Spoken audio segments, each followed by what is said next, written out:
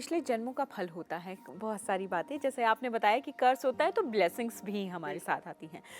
क्या बहुत पीछे पीछे जाएं, अगर सिर्फ पिछला जन्म नहीं, उसके भी पिछला, उसके भी पिछला, कितने जन्मों का कर्मों का भुगतान हमें इस जन्म में करना पड़ सकता है?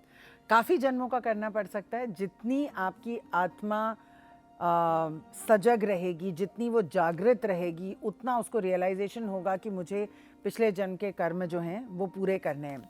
मैं आपको 2 तरीके बताती हूँ जिससे ये हम आसान कर सकते हैं। सबसे पहले हमें स्वप्न आते हैं, जो ड्रीम्स होते हैं, उसमें हमें बहुत बार ऐसी एक्टिविटीज़ दिखती हैं या ऐसे लोगों को माफ़ करने के लिए कहा जाता है जो हम अपनी लाइफ से ज़्यादा रिलेट नहीं कर पाते।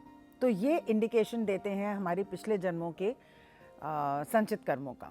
दूसरी एक्टिविटी जो है, जब हम प्रेयर करते हैं, जब हम कहते हैं हमने ये मंत्र जागृत कर लिया, हमने ये 1.25 लाख बार कर लिया, हमने ये 3.5 लाख बार कर लिया, उस टाइम पे भगवान आपको ये गिफ्ट देता है जो लोगों को दिखता नहीं है, लेकिन ये गिफ्ट देता है कि आप अपने पिछले कुछ कर्मों को काट सकें, पिछले कुछ कर्मों को याद करके उस इंसान को माफ़ कर सकें या माफ़ी प्राप्त कर सकें।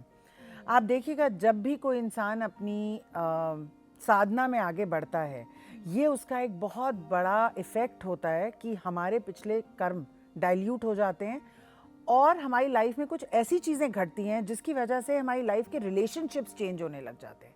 और कहीं ना कहीं वो रिलेशनशिप्स चेंज होने का ये मतलब है कि हमारा उनके साथ जो कर्म है वो कट गया, ख़त्म हो गया, अच्छे से ख़त्म हो गया, कि अगले जन्म में अगर ये लोग इकट्ठे पैदा भी हों तो इनका कोई नेगेटिव इम्पैक्ट एक दूसरे पे ना हो।